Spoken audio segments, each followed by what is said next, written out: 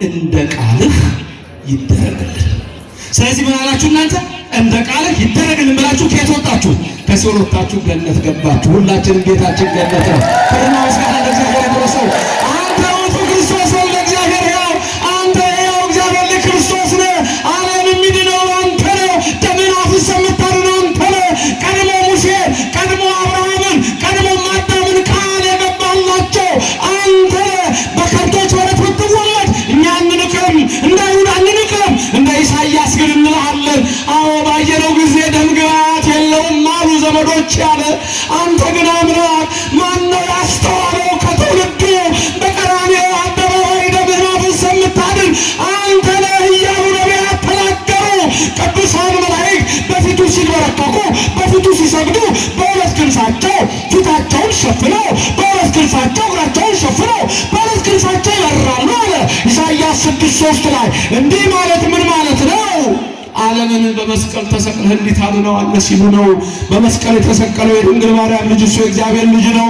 በቀራንዮ አደባባይ ደሙን ያፈሰሰው እሱ የእግዚአብሔር አብ ልጅ ወልድ ከድንግል ማርያም የተወለደው ኢየሱስ ነው። ተዋህዶ የምንለው ይሄንን ነው።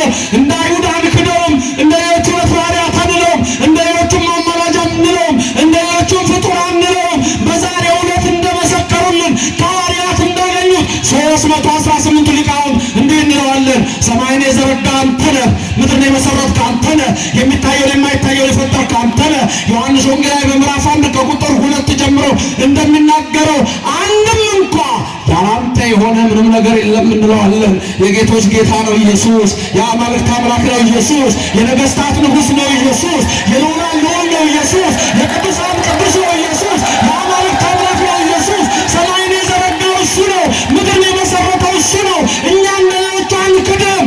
አንተ ለዘላለም አምላክ ነህ እንለዋለን። አሜን። አንተ የእግዚአብሔር ልጅ ነህ አለው። ይህን የገለጸልህ ሥጋና ደም አይደለም ጴጥሮስ፣ በሰማይ ያለ አባቴ ነው አለ። በዚህ መኖር ለእኛ መልካም ነው አለ። ተራራዋ ላይ በዚህ መኖር ለእኛ መልካም ነው የተባለች ኦርቶዶክስ ናት። በዚች መኖር ለእኛ መልካም ነው። መሀል ላይ ኢየሱስ አለ። ዛሬ ኦርቶዶክስ ጽላቱ አለ፣ ታቦቱ አለ፣ ኢየሱስ በዛ ላይ አለ። ሁለቱ እነዛ ሽማግሌዎች አሉ፣ ሙሴና ኤልያስ አሉ። ሁለቱ ቄሶች ቅዳሴ የሚገቡት ናቸው። እነዛ 3 ወጣቶች አሉ፣ ጴጥሮስ፣ ዮሐንስ፣ ያዕቆብ አሉ። እነሱ 3 ዲያቆናት ናቸው። 5 ልኡካን ይባላሉ። በዚች መኖር ለኛ መልካም ነው። ከዓለም ርኩሰት አምልጣችሁ፣ ከሰዶም እሳት አምልጣችሁ፣ ከገሞራ ርኩሰት አምልጣችሁ፣ ከጊቤያ ርኩሰት አምልጣችሁ ዛሬ ዓለማችን ከረከሰችበት የምንፍቅና ሕይወት፣ የክደት ሕይወት ወጣችሁ እግዚአብሔር ይጠራችኋል። በጥርጥር መንፈስ የተያዛችሁ፣ በዲያብሎስ መንፈስ የተያዛችሁ፣ በቃልቻ መንፈስ የተያዛችሁ፣ በአዳልሞት መንፈስ የተያዛችሁ፣ በወሰንገላ፣ በብር አለንጋ፣ በቃልቻ፣ በጠንቋይ፣ በዓለማዊ ርኩሰት የታሰራችሁ ሰዎች ይሄ አምላክ ኢየሱስ ይጠራችኋል። ሁሉ ዘገብራ ለጽድቅ ጻድቅ ውእቱ። ይህ እኮ የሚባለው እንደ ጉዛ ለምን ይላል ይሰጥ ይበል ፈራሲ ዘገባ። ይህን ካላወቃችሁ ማምን አወቃችሁ? ቅዳሴ ሲገባ ገና የሚባለው እኮ ይበል ፈራሲ ዘገባ። ዛሬ ይላል ቅዳሴው ላይ ሲገባ ቄሱ ምን ይላል? ከዛ ሚመጠን ግምት ዛቲ ዕለት፣ እች ቀን ምን ያህል የምታስፈራ ናት! እች ቀን ምን ያህል የምታስጨንቅ ናት! ከሰማይ መላእክት የሚወርዱባት ይልቁንም መንፈስ ቅዱስ ይህንን እነሆ ርስቱን ጽዋውን ሊለውጠው ወይስ ሊለው ለስንቱ ውስጥ በዚህ የሚወርድበት የሚባልበት ሰዓት ሆነ። ቅዳሴ ሰዓት ኢየሱስ እኮ በእኔና በእናንተ ዘንድ እኮ ዝም ብሎ ዓለም እንደሚለው አይደለም። ቅዳሴ ሲገባ ከቤተልሔም ይመጣል፣ ወደ መቅደሱ ይገባል። ቤተልሔም ጌታ የተወለደበት ነው። ከዛ ርስቱ ይመጣል፣ ወደ መቅደሱ ቀራንዮ ይቀርባል። እኔና እናንተ ሁል ጊዜ ኃጢአት በደላችን የሚደመሰስበት እውነተኛውን ኢየሱስ ነው የምንጠራው። እሱ የጌቶች ጌታ ነው፣ የነገስታት ንጉሥ ነው፣ የአማልክት አምላክ ነው፣ የኃያላን ኃያል ነው። አንተ ውእቱ ክርስቶስ ወልደ እግዚአብሔር፣ ያው የእግዚአብሔር ልጅ ነህ፣ የድንግል ማርያም ልጅ ነህ። አሜን። ክብርና ምስጋና ይገባል። አንድ ነገር ልንገራችሁ፣ ሚስጥር ሰዎች ማን ይሉኛል ብሎ የጠየቀበት ቀን ራሱ በኦርቶዶክስ ይታወቃል። ቀን የጠየቀበት ቀን ይነግረኛል። ሰዎች የሰው ልጅ ማን ይሉታል ብሎ የጠየቀበት ወሩ እለቱ ይታወቃል። ብዙ ነገር አነሳውባችሁ። ጥያቄ እንደዛ ነው። በስንት ዓመት የመጥቼ በ15 ዓመት ነው ያለው ሲናገር እና መቼ ነው ነገሩኛ? እዚህ ጋር አንድ ሊቅ አለ። በቃ እየቀደመ ይናገራል። ግን ፋክሰውት ብለ ብቻ ሁሉ ስለሆናችሁ ያላችሁት እንጂ እሱን ሰምታችሁ ብትናገሩ አትሳሳቱ። ልንገራችሁ መቼ እንደጠየቀ ቀላል ነገር ልንገራችሁ። በምን እንደምታስታውሱ እመቤታችን የተጸነሰችው መቼ ነው? እመቤታችን የተጸነሰችው ምን ወር ምን ቀን ነው? ነሐሴ። ያ ቀን ምን ተብሎ ነው የሚታወቀው? በቤተክርስቲያናችን ጽንሰታ አይደል? እመቤታችን የተጸነሰችበት ልክ የዛን ቀን ነው ሰዎች ማን ይሉኛል ብሎ ጌታ የጠየቀው። ይሄ ነው የዛች ቀን ነው እሷ በተጸነሰችበት ዕለት። ተመልከቱ። ዝም ብሎ እንደ እንግዳ ደራሽ እንደ ውሃ ፈሳሽ የመጣ ነገር የለም። ከዛስ በሳምንቱ ማለት ነሐሴ ስንት ይሆናል? ነሐሴ 13 ቀን እንትም ላይ ወንጌል ላይ ስታዩ ከ6 ቀን በኋላ እያለ የሚጽፍላችሁ ነገር ነው። በስንተኛ ቀን ከዛ 7ኛው ቀን ላይ እያለ የሚጽፋሉ ወንጌል ስትመለከቱ። ያቺ ቀን ደግሞ ነሐሴ 13 ናት። ከ6 ቀን በኋላ የሚላችሁ እሱ ነሐሴ 13 ደግሞ ምን የሚል በዓል ነው የምታውቁት? ምን የሚል በዓል ነው የምታውቁት? ደብረ ታቦር። ጎሽ፣ ሌላስ? ሌላ ምን ይባላል? አይ ዋናው በዓል ነው። አንደኛ ደብረ ታቦር ብላችሁ፣ ሁለተኛ ደግሞ ምን ይባላል? ያ በዓል እኔ የማየው ወንዶቹ መልስ ይመልሱ ደግሞ በዚህ ነው ሴቶቹ እዛ ጋር ምንም የሚናገሩ የለም። በዓለ ወልድ አቤት ይገርማል። በዓለ ወልድ በየወሩ ነው። አቤት በዓል የዓመት በዓል ደብረ ታቦር አላችሁ። ሌላ ስም የለውም እንዴ? ማመጣ ቅቤ ቀቡት። የቅቤ ነገር ሲወራ ክትፎም ትዝ ይላል። በቃ ይመጣልሃል። እንደዛ ነው ነገሩ እንዴ? ቡሄ ማለት ምን ማለት ነው? አሁን ሰምተሽ መላጣ ትለኛለች ነው የሰደብሽ ሌላ ፀጉሬ ነው። ቡሄ ማለት የሚገርማችሁ ብዙ ሰው ትርጉሙን ላያውቀው ይችላል። ቡሄ ማለት ታላቅ ብርሃን ማለት ነው። ሌላ ቀርቶ ድንጋይ የሚያበራ ድንጋይ ከሆነ ምን ተብሎ ነው የሚጠራው? ያ ድንጋይ ባህ ድንጋይ አታውቁም? ነጭ ባህ ድንጋይ ይባላል። ቡሄ ማለት መብራት ማለት ነው።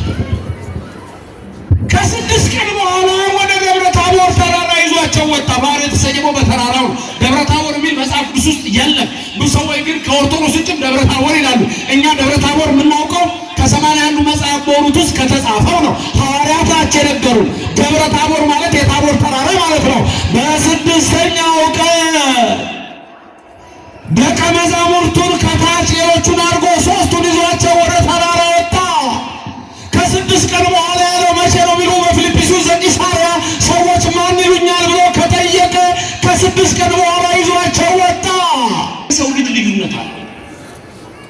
ሰዎች የተባለው ሕዝብ ነው። የሰው ልጅ የተባለው ኢየሱስ ነው። እኔን ኢየሱስን ማን ይሉኛል ነው። አሁን ሲጠይቃቸው የማንን ልጅ ነው ያላቸው? የማንን ልጅ? ባጭሩ የማርያምን ልጅ እኔን ማን ይሉኛል ነው ጥያቄው። ስለዚህ ክርስቶስ ስጋ መሆኑን ነግሮናል አልነገረንም? ነግሮናል። ስጋ ሆኗል። ምክንያቱም ማርያም ሰው ናት። ድንግል ማርያም ሰው ናት፣ ግን የተመረጠች ናት። ድንግል ማርያም ሰው ናት። ቀድማ በእግዚአብሔር ሕሊና ያለች ናት። ድንግል ማርያም ሰው ናት። መልኳ ግን የአምላክን መልክ ይመስላል። ድንግል ማርያም ሰው ናት። ሐሳቧ ግን እንደ አምላክ ሐሳብ ነው። ክብርና ምስጋና ለእግዚአብሔር ይድረሰው። የተመረጠች ናት። ይህችን የተመረጠች ናት ራሱ እናት አደረጋት። እስመ አርአያ እግዚአብሔር ለጽዮን ዳዊት ነው። እግዚአብሔር ጽዮንን መርጧታልና ምን ብሎ ነው የመረጣት? ዛቲ ይእቲ ምዕራፍየ ለዓለም ብሎ ይህች ለዘላለም ማደሪያዬ ናት ብሎ መረጣት ነው የሚለው። ከመትኩኖ አይደሮ ነው እኮ የሚለው። የአምላክ ማደሪያው ትሆን ዘንድ ራሱ እግዚአብሔር ድንግል ማርያምን መረጣት። እኛ አይደለንም የመረጥናት። የመንግስት ባለስልጣን አልመረጣትም። የዓለም ነገስታት አልመረጧትም። እግዚአብሔር መላእክትም አይደሉም መጀመሪያ የመረጣት፣ እኛም አይደለንም።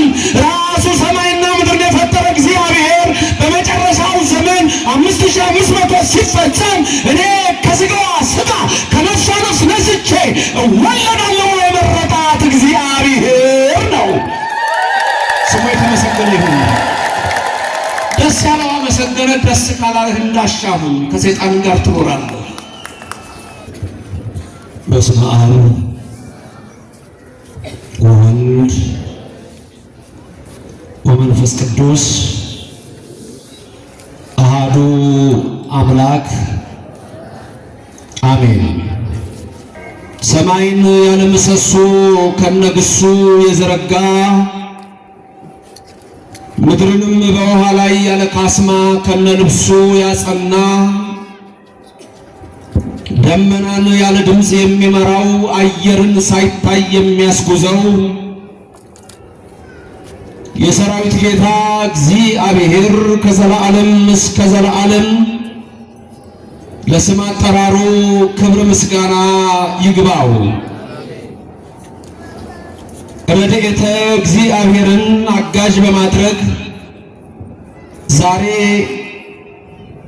በዚህ ቅዱስ ስፍራ የምንማማርበት የትምህርታችን ኃይለ ቃልና ርዕስ የቅዱስ ጴጥሮስ መልስ ሲሆን ይህም አንተ ውእቱ ክርስቶስ ወልደ እግዚአብሔር ሕያው፣ አንተ የሕያው እግዚአብሔር ልጅ ክርስቶስ ነህ በሚል ኃይለ ቃል ይሆናል። በዚህ ትምህርት ውስጥ ዛሬ የምትይዙት ነገር አንደኛ የኢትዮጵያ ኦርቶዶክስ ተዋሕዶ ቤተክርስቲያን ስለ ኢየሱስ ክርስቶስ ያላት እምነት፣ ሁለተኛ አይሁድ ስለ ኢየሱስ ክርስቶስ ያላቸው አስተሳሰብ፣ ሶስተኛ ካቶሊኮች ስለ ኢየሱስ ክርስቶስ ያላቸው እምነት፣ አራተኛ የፕሮቴስታንት እምነት ተከታዮችና መሰሎቻቸው ስለ ኢየሱስ ክርስቶስ ያላቸው እሳቤና እምነት፣ እንደዚሁም ደግሞ በመጨረሻው የእስልምና እምነት ተከታዮችና ቁርአን ስለ ኢየሱስ ክርስቶስ ያለው አመለካከት። በዚህ ትምህርት ውስጥ ደግሞ የአርዮስ፣ የንስጥሮስ፣ የመቅዶኒዎስ፣ የሰባሊዮስ፣ የአውሊናሪዎስ፣ የኖስቲሲዝም፣ የነ አውጣኪ፣ የነ አርጌንስ አስተሳሰብ ይታያል። አንተ ውእቱ ክርስቶስ ወልደ እግዚአብሔር ሕያው። ይህ ቃል የምታገኙት የማቴዎስ ወንጌል ምዕራፍ 16 ከቁጥር 13 ጀምሮ ያለውን በፊልጵስዩስ ዘቂሳርያ ኢየሱስ ክርስቶስ ስለራሱ ደቀ መዛሙርቱን የሌሎችንም የሰዎች አስተሳሰብ በጠየቀበት በዛ ክፍል ነው። በዚህ የመጽሐፍ ቅዱስ ክፍል ከአራቱ ወንጌላውያን አንዱ የሆነው ቅዱስ ማቴዎስ ሲጽፍ ቁጥር 13 ላይ እንዲህ ይላል፣ ወበጺሖ እግዚእ ኢየሱስ ብሔረ ቂሳርያ ዘፊልጶስ። ወደ ፊልጵስዩስ ዘቂሳርያ ወበጺሖ በደረሰ ጊዜ ኢየሱስ ክርስቶስ ደቀ መዛሙርቱን ጥያቄ እንደጠየቃቸው ይናገራል። ተስእሎሙ ለአርዳኢሁ እንዘ ይብል መነ ይብለኒ ሰብ ለወልደ እጓለ እመሕያው። መነ ይብልዎ ሰብ፣ ሰዎች ማን ይሉኛል? የሰው ልጅ ማን ይሉታል? ጥያቄው ይሄ። ስለዚህ ቅድም የነገርኳችሁ አሁን ባንድ የገባችሁ የምናነሳውን አይታችኋል። አንደኛ የማንን እምነት ብለናል? የራሳችንን እሳቤ እምነት ዶግማ፣ ያም ማለት የኦርቶዶክስ ተዋሕዶ ቤተክርስቲያን ትምህርታችን። ሁለት የማን አስተሳሰብ ብለናል? የአይሁዳውያን እምነት። ሶስት የማንና ያለን የካቶሊኮችን። አራት የፕሮቴስታንትን እና መሰሎቻቸውን። አምስት የእስልምና እምነትን አስተሳሰብ። ይሄ ትምህርት የሰው ልጆችን አስተሳሰብ የሌሎችን እምነት አስተሳሰብ ለመንካት ለመስደብ አይደለም። ትምህርቱ በእያንዳንዱ ነገር ላይ ኮምፓራቲቭ ቴዎሎጂ ይባላል።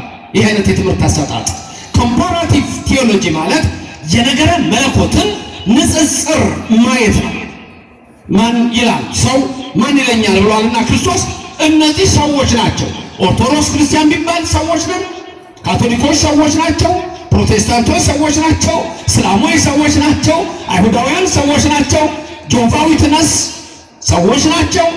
ሁሉም ሰዎች ናቸው። ስለዚህ የክርስቶስ ጥያቄ የዓለምን ሕዝብ ሁሉ የሚመለከት ነው። ይልቁንም ደግሞ ዓለም ከተፈጠረበት ጊዜ ጀምሮ እስከ ምጽአት ድረስ የሚሰራ ጥያቄ ነው። የቀደመውን የሚያነሳ የኋላውን የማይረሳ። ስለዚህ ይሄ ነው የትምህርታችን ርዕስ። ላስደግማችሁ። አንተ ክርስቶስ የሕያው እግዚአብሔር ልጅ ነህ። የማን ልጅ ነህ? ጥያቄው ምን ነበር?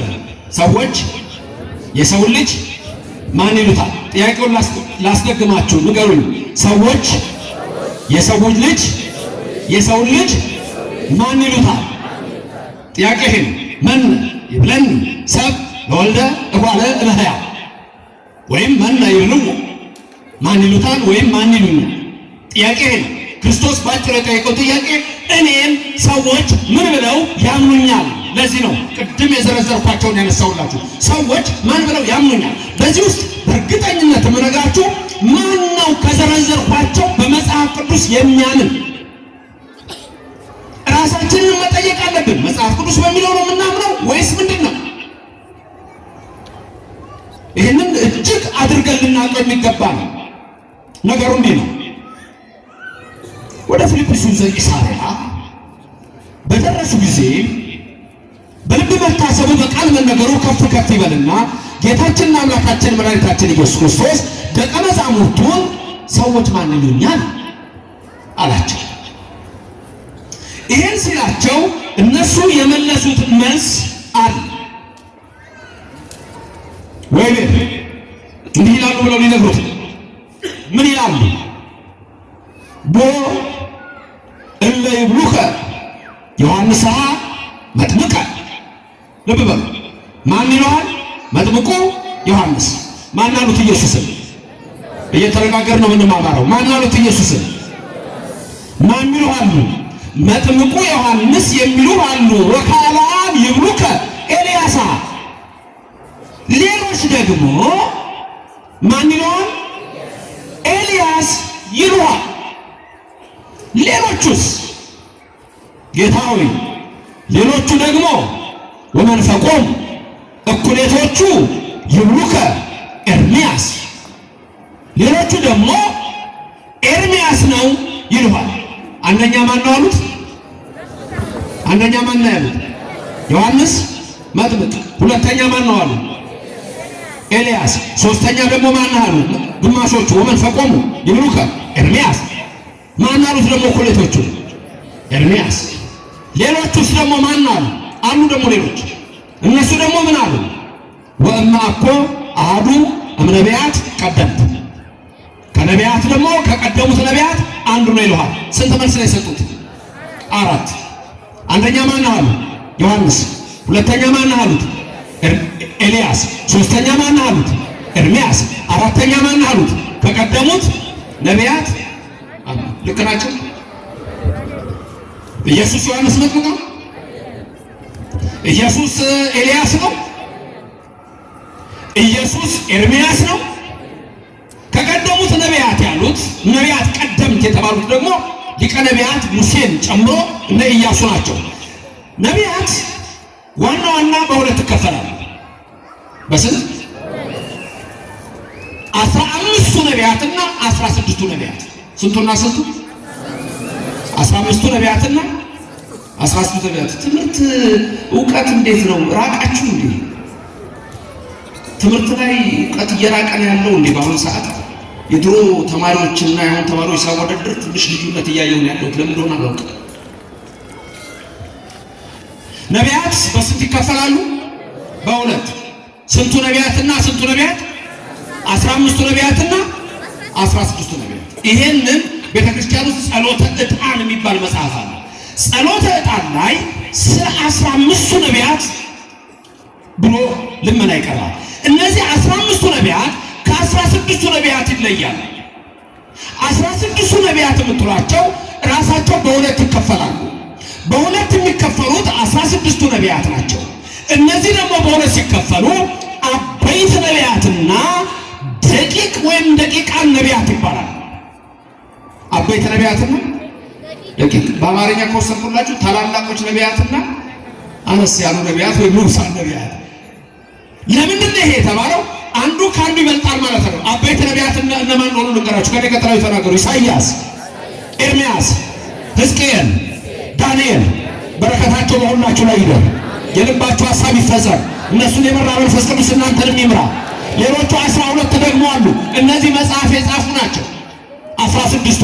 ስለዚህ 15ቱ ነቢያትና 16ቱ ብዙ ሰው ግራ ስለሚገባው ነው የነገርኳችሁ። መልካም።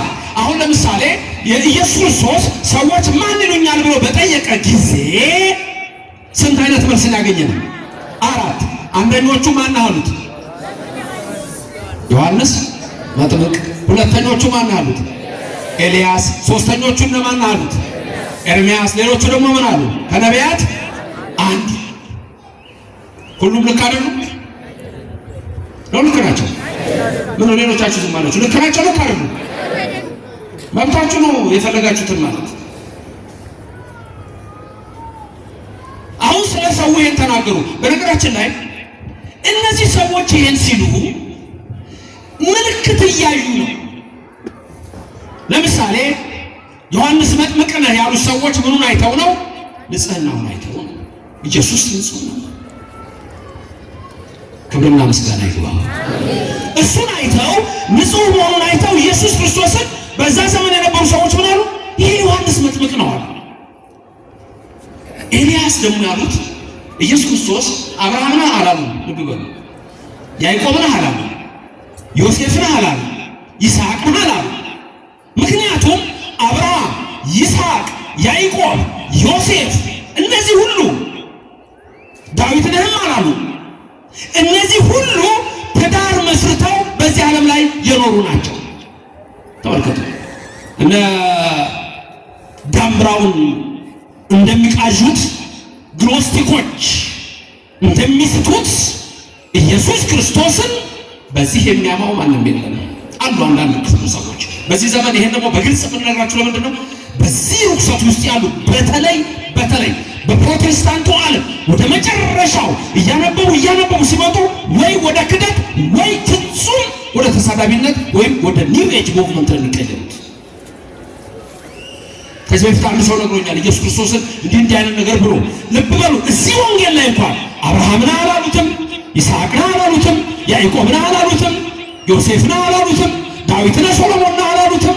ምክንያቱም እነዚህ በምድር ላይ አግብተው ያሉ ናቸው። ዮሐንስ መጥምቅ አሉት፣ ንጽህናውን አይተው። ኤልያስን አሉት፣ ድንግልናውን አይተው። ኤርምያስን አሉት፣ ከእናቱ ማኅፀን የተመረጠ ቀደሱ ከመከርሰምከ የተባለ ቅዱስ ስለሆነ ይህንን አዩና ወይም ደግሞ ከነቢያት አንዱ እንደገና መጥቶ ይሆን አሉ።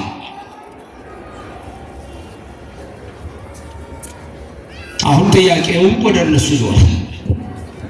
የሰው ማውራት ብቻ አይደለም። እሺ ሰውስ ዮሐንስ መጥምቅ ነው አለኝ፣ ኤርምያስ ነው አለኝ፣ ኤልያስ ነው አለኝ፣ ወማ እኮ አሐዱ ነቢያት ቀደምት አለኝ፣ ከነቢያት አንዱ ነው አለኝ። ለመሆኑ እናንተስ ደቀ መዛሙርቱ ከሆንኩበት የምትሉ ካደርኩበት የምታድሩ ይሄ እናንተን የሚመለከት ይሄ ጥያቄ እናንተን ኦርቶዶክሳውያን ይመለከታል። ሁሉ ጊዜ በዚህ ቤተ ክርስቲያን በኦርቶዶክስ ተዋሕዶ ውስጥ ያላችሁ ከጌታ ጋር ያላችሁ ከእናቱ ከድንግል ማርያም ጋር ያላችሁ በዚች በተቀደሰች ስፍራ ያላችሁ እናንተስ ነው አሁን ጥያቄው። የሌሎቹን እንዘረዝራለን። ስለዚህ ጥያቄው ወደ እነሱ መጣ። ወይቤሎሙ አንትሙ መነ ትብሉኒ መነ ትብሉኒ። ሌሎቹስ እንዲህ አሉ፣ እናንተስ ማን ትሉኛላችሁ? እዚች ቦታ ላይ የሆነውን በመጽሐፍ ቅዱስ ያልተጻፈውን ነገር ልናገራችሁ። ይህን ጥያቄ ስጠይቅ ፊልጶስ ዘቂሳርያ ኢየሩሳሌም ሄዳችሁ ወይ ድንገት ጎብኝታችሁት እንደሆነ አላውቅም። ለምለም ሳር ያለበት አካባቢ ነው። የፈረሰው የጥንቱ ከተማ ሁሉ በዛ ስፍራ አለ። በቂሳርያ እና በፊልጶስ በሁለቱ ሰዎች የተነሳ ፊልጵስዩስ ዘቂሳርያ ተብላለች። ያ ስፍራ ለምለም ቦታ ነው። ይህን ሲጠይቃቸው ቅዱስ ጴጥሮስ ምን ያደርግ እንደነበረ አባቶቻችን በመንፈስ ቅዱስ የተገለጸላቸውን አስቀምጠዋል። ልክ ክርስቶስ ይሄን ሲል ሌሎቹ ዮሐንስ መጥምቅ ይሉሃል እያሉ ይመልሳሉ። 11 ኤልያስ፣ ኤርምያስ ከነቢያት አንዱ ሲሉ ቅዱስ ጴጥሮስ አንተ ማን እንደሆንክ አቤቱ ይገለጽልኝ እያለ ይጸልይ ነበር ይላል። በእሱ ላይ ያደረ መንፈስ በእናንተ ላይ ይደር። ስለዚህ ጴጥሮስ ትክክለኛውን መልስ ነው የመለሰው። በዚህ እንደተጻፈ በወንጌሉ ላይ እንደምታዩት ቅዱስ ጴጥሮስ ወዲያውኑ ይላል ወአውሳ ይላል መለሰ ስምዖን ጴጥሮስ ወይቤ ምን ብሎ አንተ ውእቱ ክርስቶስ ወልደ እግዚአብሔር ሕያው፣ አንተ የሕያው እግዚአብሔር ልጅ ክርስቶስ ነህ አለው። ለስም አጠራሩ ክብር ምስጋና ይግባው። ቀጥሎ ያለውን ልንገራችሁ። ቅድም ያልኳችሁ ጴጥሮስ ምን ያደርግ ነበር ብያችኋለሁ። ምን ያደርግ ነበር? ይጸልይ ነበር አላልኩ? እሱም በምን ታገኛላችሁ መሰላችሁ? እዛው ላይ ክርስቶስ ኃያሉ አምላካችን ጴጥሮስ አንተ ውእቱ መሲህ ወልደ እግዚአብሔር ሕያው ብሎ ሲመልስለት ጌታ የተናገረውን ልንገራችሁ። ምንድን ያለው ጌታ? ወአውሳ እግዚእ ኢየሱስ ወይቤሎ ብፁዕ አንተ ስምዖን ወልደ ዮና እስመ ኢከሰተ ለከ ዘሥጋ ወደም አላ አቡየ ዘበሰማያት። የገለጸልህ ሥጋና ደም አይደለም በሰማይ ያለ አባቴ ነው አለ። እየጸለያትን ጸሎት መሰከረለት። ጸሎት ጸለያችሁ የልባችሁ ይፈጸማል እንጂ ጸሎታችሁ ከደመና በታች አይቀርም። የጴጥሮስ አምላክ ያደርግላችሁ። ከልብ ሲጸለይ መልስ አለው። ጸሎት ሶስት አይነት ነው። ሶስት አይነት ጸሎት አለ። አንድ የሥጋ፣ ሁለት የነፍስ፣ ሶስት የልቡና። ንገሩ። አንድ ሁለት ሶስት። የሥጋ ጸሎት ምንድን ነው? የነፍስ ጸሎት ምንድን ነው? የልቡና ጸሎት ምንድን ነው? የሥጋ ጸሎት አንዳንድ ድምጻችሁን ከፍ አድርጋችሁ አጸልዩ። ሁለተኛው ሚስጥር ልተውላችሁ ብቻ ነገራችሁ። ሌላ ሚስጥር አለ ግን ይችላል ነገራችሁ። አባታችን ሆይ በሰማይ የምትኖር ስንል እየተናገርን ነው የምንጸልየው በሥጋ። የነፍስ ደግሞ በለሆሳስ እንጸልይ። የልቡና ካልደረሱበት ስለማይታወቅ እኔ ምንም አላችሁ። እሱን አባ እንጦንስ እና አባ እንጦኒ ይንገሯችሁ እና አባ ጳውሊ እና አባ አርሳኔዎስ ይንገሯችሁ እና አባ ብሆይ እና አባ ብሶይ ይንገሯችሁ። አባ ማሞን ይንገራችሁ። ኢትዮጵያ ብዙ መምህራን አሉ፣ ክርስቲያኖች ብዙ ቅዱሳን አሉ። ሥጋና ደም አልገለጠልህም። አላህ አቡየ ዘበሰማያት፣ በሰማያት ያለው አባቴን የገለጸልህ እንዳለው ለእናንተ የሚገለጽላችሁ ለሁላችን የሚገለጽልን። ተመልከቱ። ስለዚህ ጴጥሮስ ይጸልይ ነበር። አሁን ወደ ዝርዝር እንግባ። እስካሁን ድረስ ተነጋገርን። ይሄን መንፈስ ቅዱስ በእኔም በባሪያው በእናንተም በሁላችሁ ይላል። ልብ በሉ። ሁለት ነገር ልብ በሉ። የጌታ ጥያቄ፣ የጴጥሮስ መልስ እና የሌሎቹ ሰዎች መልስ። ጥያቄው ምን ነበር? ሰዎች ማን ይሉኛል? ሰዎች ማን ይሉኛል የሚለው ብቻ አይደለም። ሰዎች የሰው ልጅ ማን ይሉኝ ማን ይሉታል? እችን ድገሙ። የሰው ልጅ ልዩነት አለ። ሰዎች የተባለው ሕዝብ ነው። የሰው ልጅ የተባለው ኢየሱስ ነው። እኔን ኢየሱስን ማን ይሉኛል? አሁን ሲጠይቃቸው የማንን ልጅ ነው ያላቸው? የማንን ልጅ? ባጭሩ የማርያምን ልጅ እኔን ማን ይሉኛል ነው ጥያቄው። ስለዚህ ክርስቶስ ስጋ መሆኑን ነግሮናል አልነገረንም? ነግሮናል። ስጋ ሆኗል። ምክንያቱም ማርያም ሰው ናት። ድንግል ማርያም ሰው ናት፣ ግን የተመረጠች ናት።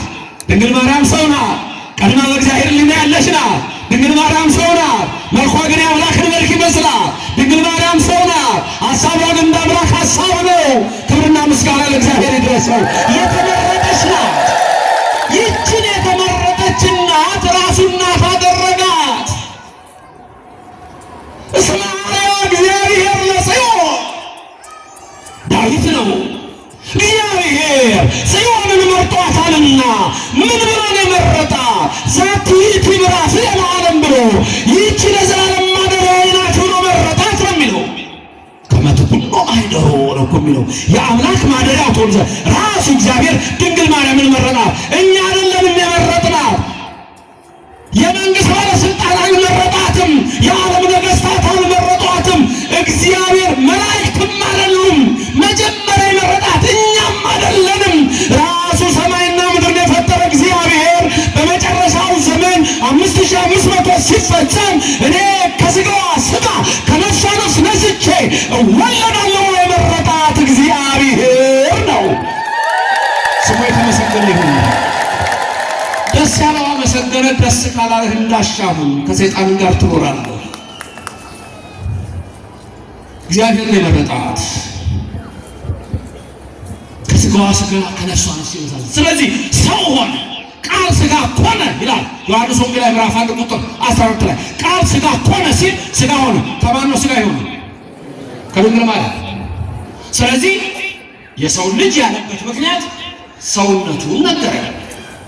ቀጥሎ ግን ማን ይሉታል የተባለ ዮሐንስ አሉ ሰው ነው፣ ኤልያስ አሉ ሰው ነው፣ የሰው ልጅ ብሏል እሱ ራሱ።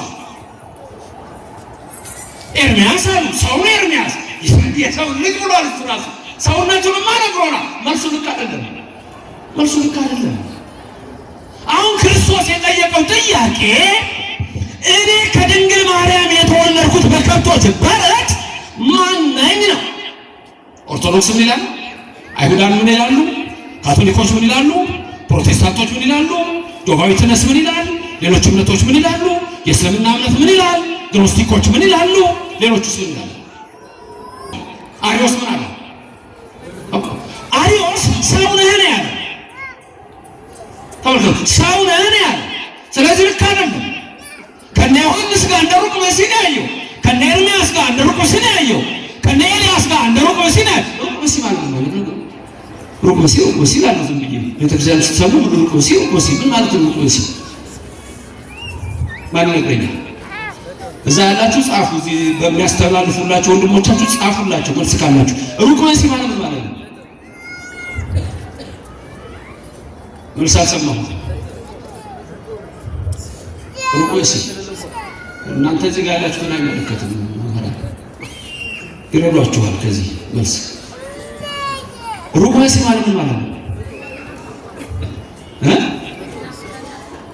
እናትና አባት ሲወለድ፣ ከእናትና አባት ሲወለድ ክርስቶስ እኮ በሰማይ አባት አለ፣ በምድር እኮ እናት አለ።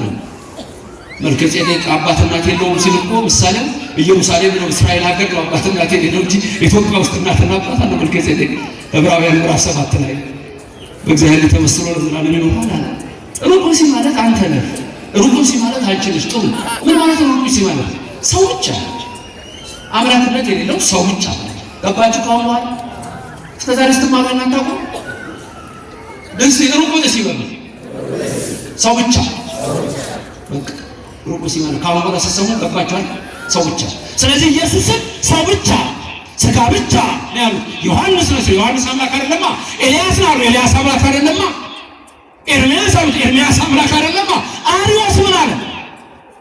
በመለኮቱ እሱ እኮ ተፈጥሮ ነው፣ ፈጥሮ ነው ዓለምን የፈጠረበት አለ። ስለዚህ የብፁዓን ማርያም ቀን ዛሬ 318 ሊቃውንት ተሰበሰቡ የአሪዮስን ክደት ሊያመክኑ። ሰዎች ማን ነው? 318 ሊቃውንት ባጭሩ እናንተ የምትሉትን ነው የሚሉት። ማለትም የኦርቶዶክስ ተዋሕዶ ቤተክርስቲያን የምትለውን ነው የሚሉት። ቅድም የዘረዘርኩላችሁ ግን ባጭሩ ላምጣ። ለምሳሌ አይሁዳውያን ምን አሉ? እዚህ የተጻፈው ያኔ የነበሩ አይሁዳውያን ናቸው ቅድም መልስ የሰጡት።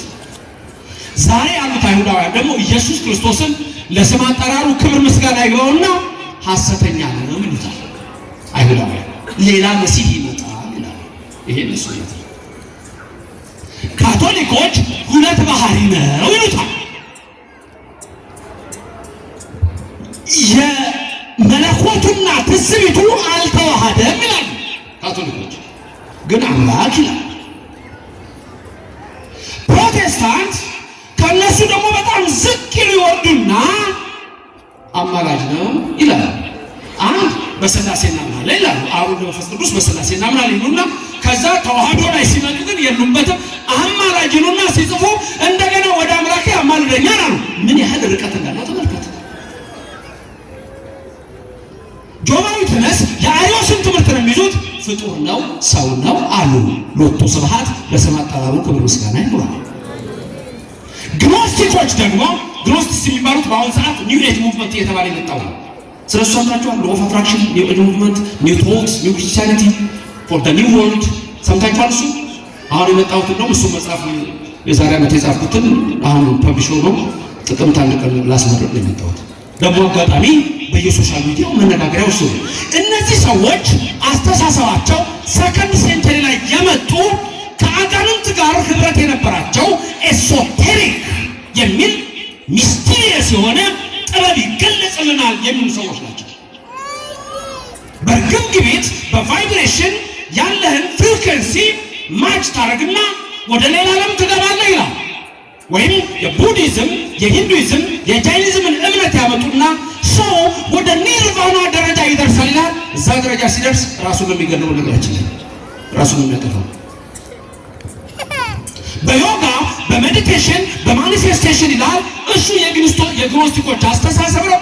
ባጭሩ ዘ ሲክሬት በተባለው መጽሐፍ እንደተጻፈው ምን ይለዋል? ኢየሱስ ፍሪኩዌንሲውን አስተካክሎ ቫይብሬት በማድረግ ወደ ሌላ ቻነል በመለወጥ የመጣ አዮን ጨረር ነው ይላል። በተለይ 72 ጨረሮች ይታወቃሉ። ከ72ቱ ጨረሮች ተፈንጥቆ የመጣው አንዱ ኢየሱስ ነው ይላል። ኒው ኤጅ ሙቭመንት ይሄን ሌላ ነገር የለውም። ሰዎች ማንን ይላል? የሰው ልጅ ከባድ ጥያቄ ነው። የኢየሱስ ነው ኦርቶዶክስ ያላችሁበት ነው። ኒው ኤጅ ሙቭመንት ግኖስቲክ ወክ እድሜህን ከ70 ላይ ያልፍ ምን ልትፈጥርበት ነው? ደረጃህን እንድትጠብቅ አይሻልም? እንቁራሪት ዝሆንን አክላለሁ ብላ ነው ወይ ስጠጣ ነበር? የማይሆን ነገር አንዳንዴ ይመስላችኋል። ዝሆንና እንደውም እንቁራሪት ድልድይ ተሻገሩ ይባላል። ዝሆንና እንቁራሪት ዝሆኑ ነቅነቅ ሲል ድልድዩ ጣጣጣጣ እንቁራሪት ቀናለችና ነቀነቅ ነው አለች። በመሀል እንኳን እንደሚሆን ማቆራቸው ዮጋ ሲባል የማን መንፈስ እንደሚዋሃዳቸው እንኳን አቁ ይሄ በመጽሐፌ ላይ በዝርዝር ታውቃላችሁ። ሰዎች የሰው ልጅ ማን ነው ወገኖቼ? ይሄ ነው ትልቁ ጥያቄ። ክርስቶስ ይሄን ሲጠይቅ የጴጥሮስ መልስ ምንድን ነው? ሰው ነህ ነው ወይስ አምላክ ነህ ነው የጴጥሮስ መልስ። ሰውነቱንማ ራሱ ነገረን እኮ። ሰዎች የሰው ልጅ ማን ይሉታል ሲል እኮ እኔ ሰው ነኝ አላቸው። ከድንግል ማርያም ተወልጃለሁ ነው፣ እዚሁ ነው ያለሁት ነው፣ ናዝሬት ነው ያደግኩት ነው፣ የተወለድኩት ቤተልሔም ነው፣ በከብቶች በረት ነው። ግን ሲወለድ እንዴት ነበረ? እንዴት ነበር ሲወለድ? ወገኖቼ እናቱ ማርያም መውለጃዋ ደርሶ ማንም ቤት ሊሰጣት አልፈለገም። መውለጃዋ ደርሶ ነገሩ ትንቢት አለ። የከብቶች በረት በዛ ውስጥ ሲወለድ ግን እረኞቹ ሌሊት ብርሃን መጥቶ አጥለቀለቅ። ገብርኤል መልአክ እየበረረ መጣ። የምስራች ነው የምነግራችሁ፣ ደስ ይበላችሁ፣ ደስታ መድኃኒት ክርስቶስ ዛሬ በቤተልሔም ተወለደ አላቸው። እግዚአብሔር የገለጠልን እንይ ብለው ወደ በረቱ ሄዱ። ከሰማይ እሳታውያን መላእክት መጡ። ለማ ኢየሱስ ሲወለድ። ከዛስ በከብቶች በረት በአንድ ላይ ዘመሩ። ስብሐት ለእግዚአብሔር በሰማያት ወሰላም በምድር ስምረት። 2 ዓመት ሲሞላው ነገሥታት መጡ። ለ2 ዓመት ሕፃን ሰማችሁ? ለስንት ዓመት ሕፃን? ስንት ነገሥታት መጡ? 70 ሰገል። ስንት ነበሩ? የደረሱትን የተነሱትን ተዋቸው 12 ናቸው። 9 ቀርተዋል። ስንቶቹ ናቸው የደረሱት? 3ቱ። ምን ሰጡት? ምን ሰጡት? 1 ወርቅ። እንዴት ነው ነገሩ? ኧረ ምን ሰጡት? ሌላስ? ቅድም ቆርጣችሁ ነው ይለካል መለሳችሁ። ጎበዞች፣ ጎበዝ ተማሪ ዝም ይላል መስሎሃል? አንዳንድ በእኛ ቤተክርስቲያን እኮ ሊቅ ለመባል ጸጥ ነው የሚሉት። ከተናገረ ስህተት እንዳይወጣበት ገና ለገና ጸጥ ሊቁ ይባላል። ከዛ በኋላ አይሳቅ መናገር ነው። ስህተት ሞታ አንዳንድ ደግሞ ተረጉም ይችላል። አቤት እንዲህ አለ እኮ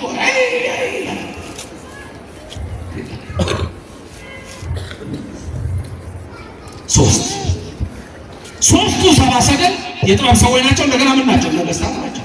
3 ነገሥታት። እስቲ አስቡት ኦርቶዶክስ ለ2 ዓመት ሕፃን ወርቅ፣ ዕጣን፣ ከርቤ ይዘው ነገሥታት ከሩቅ ሀገር መጥተው ከኢትዮጵያ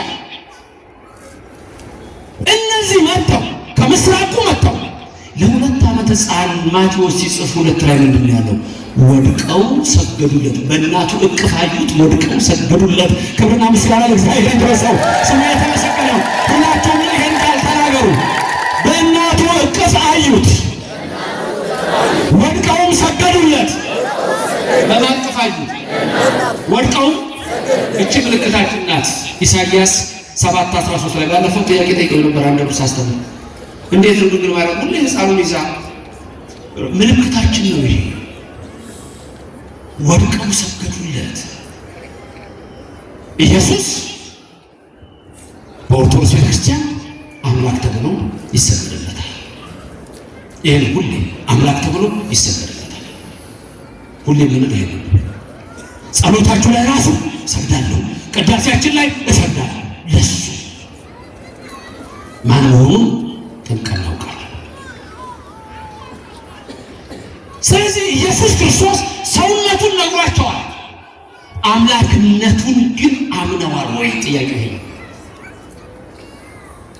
ከነቢያት አንዱ ብሎ መለሱ። ኋላ ጴጥሮስ አንተ የአብ ልጅ ነህ፣ ወልድ ነህ አለ። ወልደ እግዚአብሔር የአብ ልጅ ነህ፣ ደግሞ ሕያው ነህ። አንተም አብ ሕያው ነው፣ ወልድ ሕያው ነው፣ መንፈስ ቅዱስ ሕያው ነው። ጴጥሮስ ይህን የገለጠልህ የሰማዩ አባቴ ነው አለ። ስጋና ደም አልገለጠልህም አለ። አሁን ልዩነታችን ልንገራችሁ። በአብዛኛው በተለይ ከፕሮቴስታንቱ ዓለም ከእኛም ዓለም ጋር ትልቁ ልዩነት ምንድን ነው መሰላችሁ? ስጋና ደም ይመራሉ። እዚህ ቤተክርስቲያን ግን በመንፈስ ቅዱስ ነው። የካቶሊክም ቤተክርስቲያን መሰረቱ በሊዮ ነው፣ በሰው ነው የተመራ እንጂ በቀደሙ አለ እነ ቅዱስ ዲዮስቆሮስ ቀድሞና አትናቴዎስ አርዮስን ያሳወጉ ያወገዙት እነ እስክንድሮስ እነ ቶማስ ዘመራስ እነዚህ አባቶቻችን እነ ባስልዮስ እነ ያዕቆብ ዘንዝቤል እነዚህ አባቶች በጠቅላላ በመጽሐፍ ቅዱስ ያለውን ቀድሞም የተነገረውን ነው የሚያጸኑት እንጂ የራሳቸውን ሐሳብ አያመጡም። ሊዮን ግን የራሱን ሐሳብ አመጣ። አርዮስ የራሱን ሐሳብ አመጣ። ያ ምንድነው? ከስጋና ከደም ነው፣ ከራስ ስሜት ነው። አሁን በዚህ ቤተክርስቲያን እኔም ብሆን ሌሎችም መምህራን ቢሆኑ የራሳችንን ሐሳብ አናስተምርም። የተቀመጠልን ትምህርት አለ፣ በዛ መሰረት እናስተምራለን። ለማንኛውም ዮሐንስ መጥምቅ ነው አሉት። ዮሐንስ መጥምቅ ምንድን ነው ያለው ስለ ኢየሱስ? ዮሐንስ ወንጌል ምዕራፍ 1 ቁጥር 30 ላይ ኢየሱስ ወደሱ ሲመጣ ነው አለቡ ለእግዚአብሔር ዘአትት ኃጢአተ ዓለም ብሎ የዓለምን ኃጢአት የሚያስወግድ አለ እንዴ ያለው። የዓለምን ኃጢአት የሚያስወግድ ኢየሱስ አይደለም እንዴ? ደሙን አፍስሶ በቀራንዮ አደባባይ የተሰዋልን እሱ አይደለም እንዴ? ከዛ ቀጥሎ ምንድን ነው ያለው? ከኔ በኋላ ይመጣል ያልኳችሁ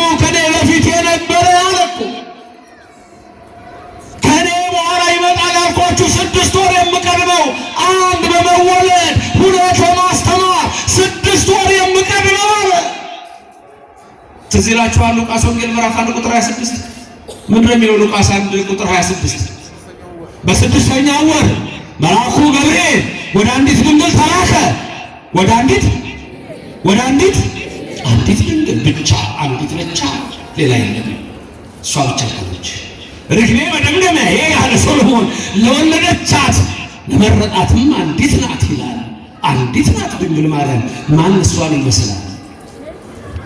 ወገኖቼ ወደ አንዲት ድንግል ተላከ። ወዴት? ወደ ናዝሬት ገሊላ። የድንግሊቱም ስም ስሟንም የነገረን መጽሐፍ ቅዱስ የድንግሊቱም ስም ማርያም ነበረ። 6 ወር ማለት አንደኛ ስድስተኛው ሺ ነው። ሌላው ግን ገብርኤል ዘካርያስና ኤልሳቤጥን ባበሰራቸው በ6 ወር ደግሞ መጥቶ በቤታችንን አበሰራት። ተመልከቱ። ዮሐንስ ምን አለ? እኔ የምቀድመው 6 ወር ከኋላዬ ይመጣል ያልኳችሁ ከኔ በፊት የነበረ ነው አለ። ኢየሱስ አምላክ ነው። አንተ ውእቱ ክርስቶስ ወልደ እግዚአብሔር ሕያው። ተመልከቱ። ለማንኛውም ማቴዎስ 16ን ጨርሳችሁ የማቴዎስ ወንጌል ምዕራፍ 17 ስትጀምሩ ይሄን በተናገረ በሰባተኛው ቀን የት ይዟቸው ወጣ? ተራራ ላይ ይዟቸው ወጣ። አንድ ነገር ልንገራችሁ ሚስጥር። ሰዎች ማን ይሉኛል ብሎ የጠየቀበት ቀኑ ራሱ በኦርቶዶክስ ይታወቃል። ቀን የጠየቀበት ቀን ይነግረኛል። ሰዎች የሰው ልጅ ማን ይሉታል ብሎ የጠየቀበት ወሩ እለቱ ይታወቃል። ብዙ ነገር አበዛውባችሁ። ጥያቄ እንደዛ ነው። በስንት ዓመት ያመጥቼ በ15 ዓመት ነው ያለው ሲናገር እና መቼ ነው ነገሩኛ? እዚህ ጋር አንድ ሊቅ አለ። በቃ እየቀደመ ይናገራል። ግንፋ አትሰሙት ነው ብቻ ሁሉ ስለሆናችሁ ያላችሁት እንጂ እሱን ሰምታችሁ ብትናገሩ አትሳሳቱ። ልንገራችሁ መቼ እንደጠየቀ ቀላል ነገር ልንገራችሁ። በምን እንደምታስታውሱ እመቤታችን የተጸነሰችው መቼ ነው? እመቤታችን የተጸነሰችው ምን ወር ምን ቀን ነው? ነሐሴ። ያ ቀን ምን ተብሎ ነው የሚታወቀው? በቤተክርስቲያናችን ጽንሰታ አይደል? እመቤታችን የተጸነሰችበት ልክ የዛን ቀን ነው ሰዎች ማን ነው ብሎ ጌታ የጠየቀው። ይሄ ነው ጌታ የዛች ቀን ነው እሷ በተጸነሰችበት ዕለት። ተመልከቱ። ዝም ብሎ እንደ እንግዳ ደራሽ እንደ ውሃ ፈሳሽ የመጣ ነገር የለም። ከዛስ በሳምንቱ ማለት ነሐሴ ስንት ይሆናል? ነሐሴ 13 ቀን እንቱም ላይ ወንጌል ላይ ስታዩ ከ6 ቀን በኋላ እያለ የሚጽፍላችሁ ነገር አለ። በስንተኛ ቀን ከዛ 7ኛው ቀን ላይ እያለ የሚጽፋለው ወንጌል ስትመለከቱ ያቺ ቀን ደግሞ ነሐሴ 13 ናት። ከ6 ቀን በኋላ የሚላችሁ እሱ ነሐሴ 13 ደግሞ ምን የሚል በዓል ነው የምታውቁት? ምን የሚል በዓል ነው የምታውቁት? ደብረ ታቦር። ጎሽ፣ ሌላስ? ሌላ ምን ይባላል? አይ ዋናው በዓል ነው። አንደኛ ደብረ ታቦር ብላችሁ፣ ሁለተኛ ደግሞ ምን ይባላል? ያ በዓል እኔ የማየው ወንዶቹ መልስ ይመልሱ ደግሞ መልስ ይመልሱ ሴቶቹ እዛ ጋር ምንም የሚናገር የለም። በዓለ ወልድ አቤት ይገርማል። በዓለ ወልድ በየወሩ ነው። አቤት በዓል የዓመት በዓል ደብረ ታቦር አላችሁ። ሌላ ስም የለውም እንዴ? ማመጣ ቅቤ ቀቡት። የቅቤ ነገር ሲወራ ክትፎም ትዝ ይላል። በቃ ይመጣልሃል። እንደዛ ነው ነገሩ እንዴ?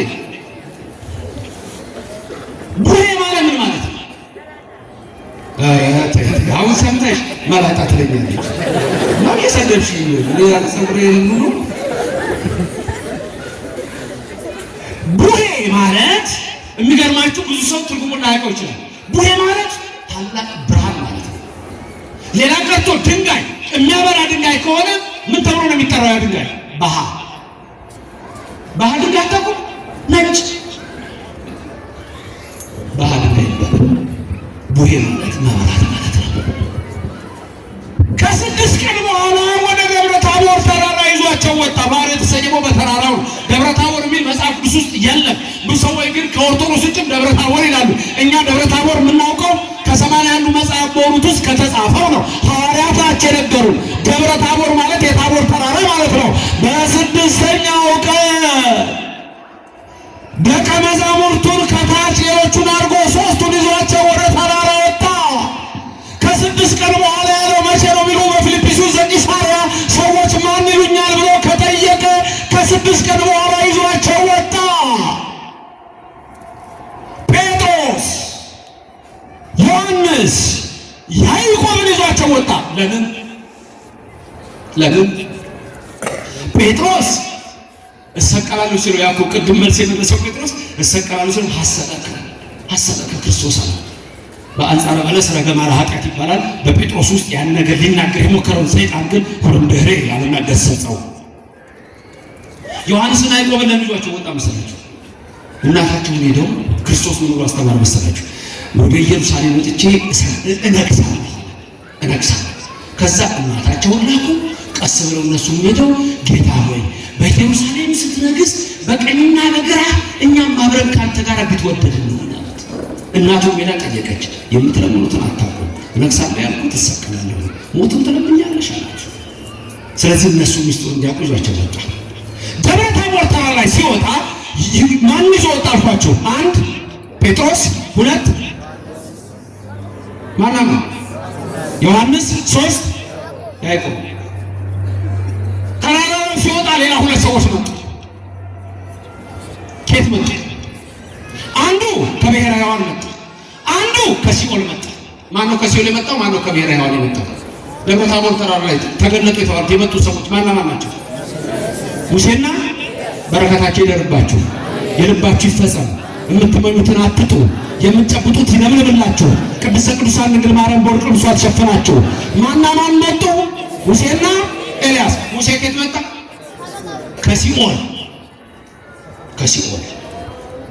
ኤልያስ ከየት መጣ? ከብሔረ ሕያዋን። ሙሴ ዘዳግም 34 ቁጥር 5 ሞቷል። በናባው ምድር በፌጎር ሞቶ መላእክት ቀብረውታል። ሥጋው በመቃብር ነው፣ ነፍሱ በሲኦል ናት። እንዴ የሙሴ ነፍስ ሲኦል ናት። ጉድ መጣ። በሲኦል ነበረች የሙሴ ነፍስ። እና አብርሃም የት ነበሩ? ሲኦል ነበሩ። ክርስቶስ መጥቶ የጥሉ ግድግዳ አልፈረሰም። ቀራንዮ ተሰቅሎ ደሙን አፍሶ ሲኦልን ገና አልመዘበራትም። ስለዚህ ሰዎች ሁሉ ሲሞቱ ነፍሳቸው ወዴት ነበር የሚሄደው? ወደ ሲኦል። እሳቱ ግን አያቃጥላቸውም። አናንያ፣ አዛርያ፣ ሚሳኤል እሳቱ ሲጣሉ እንዳላቃጠላቸው የጣሏቸውን ሰዎች ለብሎ እንደገደላቸው የቅዱሳን ነፍሳት በሲኦል እሳት አይነካትም። የነዌና የአልዓዛርን ታሪክ አታስታውሱ? ወደኛ ላከው ገደል አለ በመሃል የሚለው ታሪክ እኔም እንደምታነቡ አላውቅም። እንግዲህ መጽሐፍ ቅዱስ ካላነበባችሁ ክርስቲያን ኦርቶዶክስ መጽሐፍ ቅዱስ ያላነበበ ሰው የተበላሰ ሙሴ ከሲኦል፣ ኤልያስ ሁለተኛ ነገሥት ምዕራፍ 2 አልሞተም። ኤልያስ ተወስዷል በእሳት ሰረገላ። ስለዚህ ሙሴና ኤልያስ መጡ። ኢየሱስ በመሃል ጴጥሮስ፣ ዮሐንስ፣ ያዕቆብ ከዛ ደግሞ በዚህ ማን አሉ? ሙሴና ኤልያስ። ቁጥራቸው ስንት ሆነ? 5 በኋላ ለነሳ። ከዛ ሙሴና ኤልያስ ይላል ማቴዎስ 17 ስታዩ፣ በሉቃስ 9 ስታዩ ሙሴና ኤልያስ ከኢየሱስ ጋር ተነጋገሩ። ጴጥሮስ፣ ዮሐንስ፣ ያዕቆብ እየሰሙ ነው። ምን ተነጋገሩት? ከኦርቶዶክስ ውጭ ማንም ተነጋገሩ ይላል መጽሐፍ ነው። ተነጋገሩ። ምን ተነጋገሩ? በኢየሩሳሌም ስላለው ስለመውጣቱና ስለመውረዱ ይላል። ሌላ ነገር ግን የለም። ሙሴና ኤልያስ ምን ተነጋገሩ? ልንገራችሁ። በኦርቶዶክስ ቤተክርስቲያን ውስጥ ተጽፏል። የሌለው ሰው አሁን በቃ እነዚህ ኦርቶዶክሶች ከየት ነው የሚያመጡት? የለውም እሱ እኛ ግን ከአባቶቻችን ሲወርድ ሲዋራ ሳትጠፋ ሳትሰረዝ ሳትደለዝ ርትዕት ሃይማኖት ከአብ ወርዳ ዛሬም አለች በዚህ ቤተክርስቲያን። በዚህ ቤተክርስቲያን ያደረገን እግዚአብሔር ስሙ የተመሰገነ ይሁን። ሙሴና ኤልያስ ምንድነው ያሉት? ተመልከቱ። ሰዎች ማን ይሉኛል ብለው ስለነበር ሙሴ ነህ፣ ኤልያስ ነህ፣ ኢያሱ ነህ፣ ዮሐንስ መጥምቅ ነው ይሄን ሙሴ ነበር። ስለዚህ ሙሴ መጣና የኔን የሙሴ አምላክ ማን ነው ሙሴ የሚልህ አለ። ሙሴ ኦሪት ዘጸአት ምዕራፍ 33 ቁጥር 23 ላይ ኦሪት ዘጸአት ምዕራፍ 33 ቁጥር 23 ላይ እባክህ ፊትህን አሳየኝ አምላኬ ነው። እባክህ ፊትህን አሳየኝ። ሙሴ ፊቴን አይቶ በፊቴ የሚቆም ስለሌለ አንድ ስፍራ አዘጋጅቼልሃለሁ፣ በዛ በዓለቱ ላይ አቆምሃለሁ፣ ያኔ ጀርባዬን ታያለህ አለው። ከድንግል ማርያም ከሥጋ ሥጋ ከነፍሷ ነፍስ ነስቼ በዛ ተራራ ላይ ጠራና ታየኛለህ አለው። ዛሬ ሙሴ መጣ፣ በተራራው ላይ ቆመ፣ እንዲህም ብሎ ተናገረ። የኔ ሙሴ አምላክ ማን ነው ሙሴ የሚልህ? እኔ ሙሴ ጠላት ብገድል፣ ባህር ብከፍል፣ ፈርዖንን ባሳፍር ባንተ እንጂ ነው ጌታዬ አለና ለኢየሱስ ክርስቶስ ሲሰግድለት ሲናገር፣ ኤልያስ ደግሞ የኔን ኤልያስ ጌታ ማን ነው ኤልያስ የሚልህ?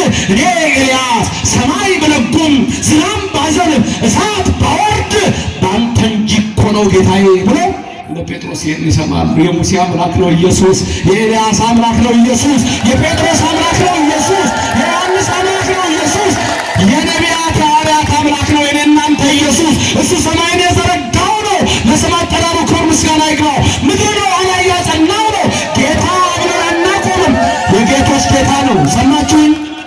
ጌታ ብለን አናቆምም። የምን ጌታ ነው እሱ? የጌቶች የነገሥታት የአማልክት የቅዱሳን የልዑላን ለተናገራችሁ ሊድረስላችሁ፣ ያልተናገርከውን አንደበት ላይ ያለው ሰይጣን ይቀበል ይደረግ። ኢየሱስ ክርስቶስ በኦርቶዶክስ ተዋሕዶ ቤተክርስቲያን ይሄ ነው። ሙሴና ኤልያስ ደግሞ ልንገራችሁ፣ ሙሴ ምን ሆኗል ብያለሁ? ሞቷል። ኤልያስስ አልሞታል። ኢየሱስ ሁለቱን ለምን አመጣቸው? አብነት አድርጎ አንድ የሙታን አምላክ ነው፣ ሁለት የሕያዋን አምላክ ነው። ኢየሱስ ይሄ ነው። ኦርቶዶክሶች ማን ይሉታል? የጌቶች ጌታ። ኦርቶዶክስ ተዋሕዶ የኢትዮጵያዊቱ ቅድስት ቤተክርስቲያን ምን ትለዋለች? የነገሥታት የአማልክት። ካቶሊክ ሁለት ባህሪ፣ አይሁድ ሐሰተኛ ነቢይ ለስም አጠራሩ ክብር ምስጋና ይግባው። ፕሮቴስታንት አማላጅ፣ ጆሆባ ዊትነስ ፍጡር። እስልምና ደግሞ አላህ አይወልድም አይወለድም አለቀ። ነብያና ኢሳ ነው ይላል። በድንግልና ነው የተወለደ ይላል ቁርአን። ከድንግል ማርያም በድንግልና ነው የተወለደ ይላል። ከዛ አልሞተም፣ ስምዖን ተሰቀለ ይላል። ደግሞ የሚገርመው በትንሣኤ ይመጣል፣ እሱ ነው የሚፈርደው ይላል። ግራ የሚገባ ነገር። አንድ ቦታ ከአላህ በስተቀር ዝንብል እንኳን መፍጠር የሚችል የለም ይላል በቁርአን። ይህንን የእስልምና ሊቃውንት ሊነግሩን ይችላሉ፣ የበለጠ ሊያብራሩን ይችላሉ። እሱ አንድ ስፍራ ላይ ከአላህ በስተቀር ዝንብ እንኳን መፍጠር የሚችል ማንም የለም ይላል። እዛው ቁርአን ላይ ደግሞ ኢየሱስ ጭቃ እያደረገ ወፍ እየሰራ እፍ እያለ ይለቅ ነበር ይላል። ያኔ ሲመጡ የነብዩ መሐመድ ዘመኖች ከኢትዮጵያ መጽሐፍ ያገኙት ላይ 81 ሆኖ መጥተዋል። ከዛ በኋላ ደግሞ መጥተዋል። የኢትዮጵያ እምነት ነው እዛ ውስጥ የምታዩት። እና ኢየሱስ ክርስቶስ አላህ ብቻ ነው ዝንብል እንኳን መፍጠር የሚችል ካሉ ጭቃ አድርጎ እፍ እያለ ወፍ ከፈጠረ ራሱ ቁርአን ይመሰክራል ኢየሱስ እግዚአብሔር ነው ማለት ነው። ግን እምነታቸው አይደለም። ስለዚህ በዛውንቱ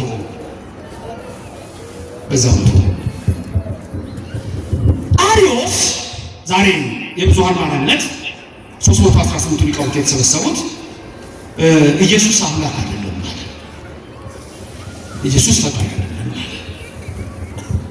አሪዮስ ልቡ የተደፈነ ጆሮ የተከፈተ ሰው። የጥንት መናፍቃን እንደዚህ ናቸው። የድሮ መናፍቃን ልባቸው የተቆለፈ ጆሮአቸው ግን የተከፈተ ነው። ያነባሉ፣ ይመራመራሉ፣ ጆሮአቸው ክፍት ነው፣ ልብ ግን ድፍን ነው። አሁን ያሉ ደግሞ የሚነሱ ጆሮም ልብም ድፍን ነው። በጣም ልዩነት አለ። የጥንት መናፍቃን ስኮላርስ ናቸው፣ ሊቃውንት ናቸው፣ ሃይማኖተኛ ግን አይደለም። አሪዮስ እንዲህ ዝም ብሎ እንዳይመስላችሁ ሙሉ የአሪዮስ አቋም ብዙ ጊዜ የሚጠቀሰው የምሳሌ 8:22 ላይ እንዲህ ብሎ አገኘ ጥበብ የመንገዱ መጀመሪያ አደረገኝ እሱ አለ። እሱ ዋናው በጣም ብዙ የሚፈላሰፍበት ነው። አትናቴዎስ፣ እስክንድሮስ 318 ሊቃውንት በዛሬ ቀን ስብሰባ ጀምረው ዛሬ ተሰብስበው ሁሉም ገብተው ጸሎት አድርገው የአሪዮስ ትምህርት ክደት እንደሆነ የተመሰከረበት ነው። ደግሞ የሚገርማችሁ ኢየሱስ ክርስቶስ ራሱ ከ318 ሊቃውንት መሃል ነበር ይላል። እነዚህ 318 ሊቃውንት በጣም ብዙ መከራ የደረሰባቸው፣ እጃቸው እግሩ ያልተቆረጠ፣ ዓይኑ ያልፈረጠ፣ አንድ አካል ያልጎደለው አልነበረም። ስለ እምነታቸው ሲሉ፣ ስለ ኦርቶዶክስ ተዋሕዶ ቤተክርስቲያን ሲሉ እነዛ ናቸው 318 ሊቃውንት። በረከታቸው በሁላችን ይደር። በእነሱ ላይ ያደረ መንፈስ ቅዱስ በእኛ የሚደር። የሚገርማችሁ መሀላቸው ግን ኢየሱስ ክርስቶስ ቁጭ ብሎ ነበር። ቆስጠንጢኖስ እንደውም ገብቶ እንደ ሕፃን አየው እና ሲናገር ያየዋል። ቆስጠንጢኖስ ይገለጽለታል። ነገሩ እንደዚህ ሕፃን ነው ይላል። ክርስቶስ በመካከላቸው ስለነበር ሳታውቁት በቤታችሁ ይግባላችሁ፣ ስታውቁትም ይግባላችሁ። ክብርና ምስጋና ይሁን። ስለዚህ ዛሬ የአርዮስ አስተሳሰብ ሰዎች ማን ይሉኛል ሲባል አርዮስ የኢየሱስን አምላክነት ነው የካደው። ሰው ነው ያለው ልክ ዮሐንስ ነው ኤልያስ ነው እንዳሉት ነው። በዛ መንገድ ነው። በእኛ ግን በኦርቶዶክስ ተዋሕዶ ቤተክርስቲያን እምነታችን አብ ወልድ መንፈስ ቅዱስ በስም በአካል በግብር በኩነት ሶስት በእዘዝ በአገዛዝ ይህን ዓለም በመፍጠር ፈጥሮ በማሳለፍ በፈቃድ በስምረት አንድ አምላክ ብለን የምናመልከው ነው። ስለዚህ መበላለጥ የለም። አባ ሕርያቆስ በእመቤታችን ቅዳሴ ላይ ሰምታችሁት ከሆነ ዛሬ ምን ነበረ ይል የነበረ? ወይም የሰለስቱ ምዕት ቅዳሴ ነው ዛሬ ተቀደሰው። የእመቤታችን ቅዳሴ ሲቀደሱ አብ ወልድ መንፈስ ቅዱስ አይበላለጡም፣ አይተናነሱም። አብርሃም ይስሐቅን እንደሚያዘው አብ ወልድን አያዘው። ይስሐቅ ያዕቆብ እንደሚያዘው እንደሚበልጠው ወልድ መንፈስ ቅዱስ አይበልጥም። አብ ወልድ መንፈስ ቅዱስ ትክክል ናቸው ይላቸዋል። በስም አጠራሩ ክብር ምስጋና ይሁን። ኦርቶዶክሳውያን ሁልጊዜ መገለጫችን ምንድን ነው? አንድ ነገር ሲሆን ወይ ምንደረግ ወይ ሰማይ መብረቅ ቢያደርግ ወይ የሆነ ነገር ቢሆን ምንድን ነው ሁልጊዜ የምንለው? እኛ በስመ አብ ወወልድ ወመንፈስ ቅዱስ ማንን ነው የምንጠራው? አብን፣ ወልድን፣ መንፈስ ቅዱስን። ይህን ስንል ደግሞ እግዚአብሔር ማለታችን። አሁን አንዳንድ ያለን ሰዎች ገንጥለው ኢየሱስን ብቻ የሚጠሩ ይኖራሉ። እነሱ የአብ ወልድ መንፈስ ቅዱስ ሚስጥሩም ስለሌላቸው ኋላ ኋላ ላይ በኢየሱስ ስም ሰዎች ሰበብ በኢየሱስ ስም ኃጢአት አለ በኢየሱስ ስም። ግን የኦርቶዶክሱ መገለጫ ምንድን ነው? አባቱም አይተውም፣ የባህሪቱ መንፈስ ቅዱስም አይተውም። በስመ አብ ወወልድ ወመንፈስ ቅዱስ ነው። ይሄን ቅዳሴ ሲገባ በስመ ሥላሴ ነው የሚጀምረው። ቄሱ እጁን ዘርግቶ አሐዱ አብ ብሎ አብ ወልድ መንፈስ ቅዱስ ነው የሚያነሳው። አንዳንድ ሳታውቁት ባህል ራሱ ቀስ እያለ እየተሻተተ ከዛ በኋላ ወደ ሌላው ልትሄድ ትችላለች። የእኛ መሰረታዊ ነገራችንን ካለመረዳት የሚመጡ ነገሮች አሉ። ሰዎች ማን ይሉኛል? ሰዎች የፈለጉትን ይላሉ። እናንተስ ማን ትላላችሁ? የኔና የእናንተ ጥያቄ ለደቀ መዛሙርቱ የቀረበው ጥያቄ ነው። ማን ትሉኛላችሁ? ጴጥሮስ መለሰ፣ አንተ ውእቱ ክርስቶስ ወልደ እግዚአብሔር ሕያው፣ አንተ የሕያው እግዚአብሔር ልጅ ክርስቶስ ነህ አለ። የሕያው እግዚአብሔር ልጅ ክርስቶስ ነህ። ሁለት ነገር ልብ በሉ፣ ሁለት ነገር ከኔ ቀጥለው የተናገሩ የእግዚአብሔር ልጅ የሰው ልጅ፣ ሁለቱን ነገር ልብ በሉ። የእግዚአብሔር ልጅ የሰው ልጅ። አንድ ጊዜ ጌታችን ኢየሱስ ክርስቶስ ፈሪሳውያን ወደ እሱ መጡና ምን ይመስላችኋል ስለ ክርስቶስ አላቸው። ምን ይመስላችኋል ስለ ክርስቶስ? የማን ልጅ ነው አላቸው። ምን ይመስላችኋል? የማን ልጅ ነው? ከቅድሙ ጋር ተመሳሳይ ነው። ማቴዎስ ላይ ታገኙታላችሁ በ22 ምዕራፍ ይመስለኛል። ስለ ክርስቶስ ምን ይመስላችኋል? የማን ልጅ ነው አላቸው። ሁሉም ምን ብለው መለሱ መሰላችሁ? የዳዊት ልጅ ነው። የዳዊት ልጅ ነው አላቸው። አዎ አለ። የዳዊት ልጅ መሆኑን ታምናላችሁ አላቸው። አዎ አለ። መሲህ የዳዊት ልጅ ነው የሚሆነው። ታዲያ ዳዊት እንዴት እንዲህ ብሎ ትንቢት ተናገረ? ይቤሎ እግዚእ ለእግዚእየ ንበር በየማንየ እስከ አገቦሙ ለጽላእትከ ታሕተ መከይደ ገሪከ። እንዴት እንዲህ አለ አላቸው። ምን ማለት ነው? ጌታዬ እና በቀኜ ተቀመጥ አለው ይላል። ይሄ ቃል አለ። ከኔ ቀጥለው ተናገሩ። ጌታዬ እና በቀኜ ተቀመጥ አለው። ማን? ስንት ጌታ ነው እዚህ ጋር የምታውቁት? አንድ ጌታዬ እንዲህ አለ። ማን? ጌታ ጌታዬ። ዳዊትን ደግሞ የሚያናግረው ማን ነው? በዚህ ሰዓት ሌላ ጌታ አንዱ ምን ችግር የለም፣ ልዩነት የለም። ማን ነው የሚያናግረው? መንፈስ ቅዱስ። ዳዊትን መንፈስ ቅዱስ አናገረው። ጌታ መንፈስ ቅዱስ ዳዊትን አናገረው። ጌታ መንፈስ ቅዱስ ዳዊትን ሲያናገረው ምን አየ? ጌታ ጌታዬን ና በቀኝ ተቀመጥ ሲለው አየ። ጌታ መንፈስ ቅዱስ ዳዊትን አናገረው። ጌታ ጌታዬን ና በቀኝ ተቀመጥ አለው ማለት ጌታዬ አብ ጌታዬ ወልድን ና በቀኝ ተቀመጥ አለው። በስጋ ልማድ በምን ልማድ? በቤታችሁ ሰው ሲመጣ ምን ትላላችሁ? ኖራችሁ መቀመጥ ያሰማል። ለዚህ ተቀመጣችሁ ምን ስለመጣ? ሰማይ ማን እንግዳ ሄደ? ወልድ ሲሄድ ወደ ሰማይ ማን እንግዳ ሄደ? ስጋ እንግዳ ሄደ። ሰማይ አልነበረም። ስጋን ተዋህዶ ከድንግል ማርያም ከስጋዋ ስጋ ከነፍሷ ሲነሳ አነገር ልብ በሉ። ሲሰቀል በተዋህደው ስጋ። አሁን በካቶሊኮች እምነት ከሆነ የተሰቀለው ክርስቶስ አምላክ አይደለም። ምክንያቱም ሂውማኒቲና ዲቪኒቲ ዩናይትድ አለም ለነሱ። መለኮትና ትስብእት አልተዋሃደም ለነሱ። ሁለት ባህሪያት ቱ ኔቸርስ ይላሉ። ቱ ኔቸርስ አልተዋሃደም ይላሉ ካቶሊኮቹ።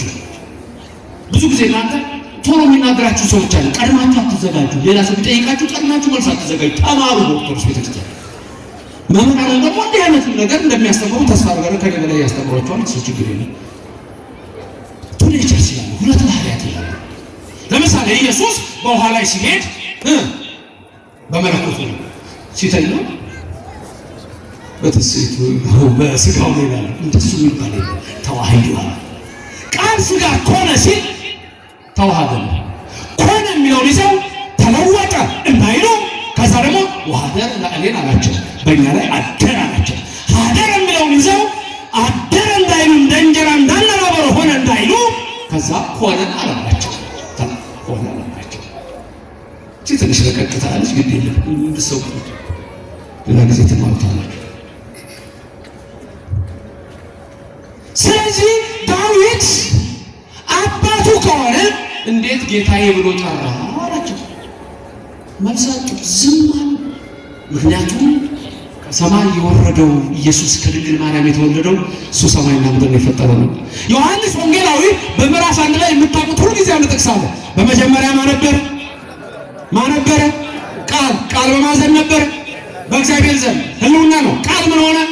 ሥጋ ሆነ። ቃል ማን ነው? እግዚአብሔር ምን ሆነ? ሥጋ ሆነ። ለዚህ ነው ድንግል ማርያም ወላዲተ አምላክ የምትባለው አምላክን ስለወለደች። ይሄን ግን አድሮስ ንስጥሮስ መቅዶኒዎስ ካሉ ወላዲተ አምላክ ትባላለች ማለት እና ሰዎች ግራ ይገባቸዋል። ቶሎ ድንግል ማርያም ወላዲተ አምላክ የአምላክ እናት፣ ድንግል ማርያም ቤዛዊተ ኩሉ ዓለም የዓለም ቤዛ፣ ድንግል ማርያም የእመ ብርሃን ተመልከቱ፣ እመ ብርሃን የብርሃን እናት። ኢየሱስ እኮ ነው ብርሃን፣ ኢየሱስ እኮ ነው አምላክ፣ እሱ እኮ ነው። ሁሌ የምንለው አለ፣ ከዚህ በፊት ብያችኋለሁ። አንድ ዲያቆን አለ እዚህ አሁን የሚያዘኝ ምድር እፍረት ንጉሥን የሚያዘኝ አንድ ዲያቆን የታል ቅድም ሲዘምር የነበረው ድምፃዊ ነበር። ወራውኑ ሲል ነበር እፍረት ንጉሥ ኢየሱስ ክርስቶስ ንቁን ስግድ ወጥቶ ወጣ ተዛዛት ነው ከማይስ ላይ ለማጣዩ ነው በትምህርት ማመንባቸው ሽፈት እፍረት ንጉሥ ኢየሱስ ክርስቶስ አታውቁትም እናንተ? ንስግድ ሎቱ ወንቀበል ትእዛዛቲሁ ከመ ይስረይለነ ኃጣውኢነ። አታስቀድሱም። አሁን የእናንተ እኮ ነው የለው ዲያቆን እኮ የተኩራሩት እኮ ዲያቆኖቹ የእናንተ እኮ ስለሆነ ነው። እናንተ ናችሁ ማለት ያለባችሁ። ይህ ነው እኮ ይበሉ ህዝብ እኮ ነው። እርግጥ ዲያቆኖቹም ዋና ለተባለው ታውቁታላችሁ። ይህን ዜና ለብዙ ጊዜ ያስረዋል። ለሁሉ ቅዳሴ ላይ ስለለመዳችሁት እኮ የለመዳችሁትን ማምጣት ነው። ምን ታውቁታላችሁ የላችሁ አሁን ነው በስመ አብ ወወልድ ወመንፈስ ቅዱስ ጨርሼ። ይሄን አሜሪካ እኛ ቤተክርስቲያን ይሄንን ቪዲዮ ቀርጬ ያሳያችኋል። ይሄን ቀድሞ ይነምት ታዲያ ምን የምትማሩት ምን ተማራችሁ? ምንድን ነው የምትዘምሩት? ምንድን ነው የምትሰሙት? ዋናው እኮ ይሄ ነው፣ ቅዳሴ ነው። ወቀስኳችሁ እንዴ ትንሽ? ኧረ ወቅሳለሁ ገና በደንብ አድርጌ የመጣሁት ለዚህ አይደለም እንዴ?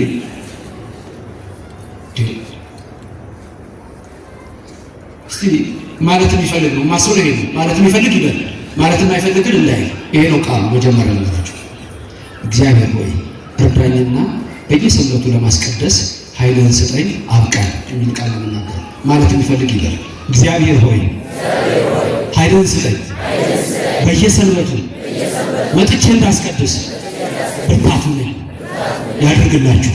አሜን። ዋናው ነገር ይሄ ነው ወገኖች። ሁሉ ዘገብራ ለጽድቅ ጻድቅ ውእቱ ይሄ እኮ የሚባለው እንደው በዛ ለምን ይላል መሰረት ይበል ፈራሲ ዘገባ ካላወቃችሁ ምን አወቃችሁ?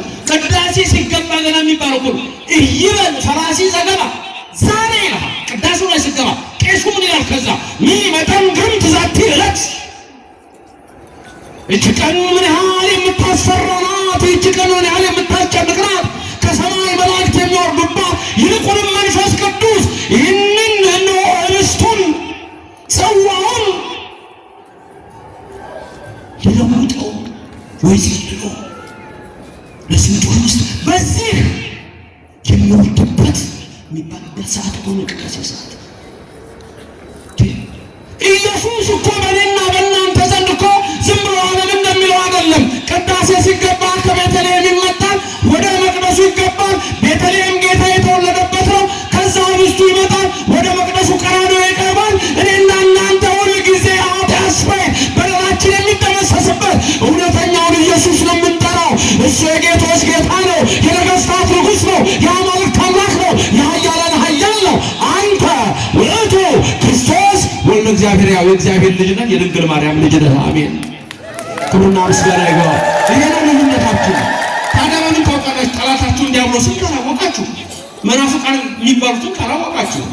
እንደውም እኔ በጣም እየደነቀኝ ያለው ነገር አለ። መራካ በጣም ሊታሰብበት የሚገባ ሊቃውንት ቤተክርስቲያን እዚህ ሀገር በጣም ብዙ መምህራን የመናፍቃንን ስም ሁሉ በሊቅነት እያሉ በምን እያሉ ሰው ሲለማመድ አይተዋል። የመናፍቃን ስም ይጠራል በትልቅ ተማሩ መመራቸው ሰዎች። እንዴት ተደርጎ ነው ለእምነት ጀሮ የሚጠቀሰው? እንዴት ተደርጎ ነው ለእምነት አርጌንስ የሚጠቀሰው? ኦሪጅን እና እንደውም እነሱ ምንድናቸው? አሪዮስ ይበልጣቸው በእውቀት ግን አሪዮስ እንዳለው ተብሎ ይጠቀሳል በሊቅነት። ወዴት እየሄድን ነው?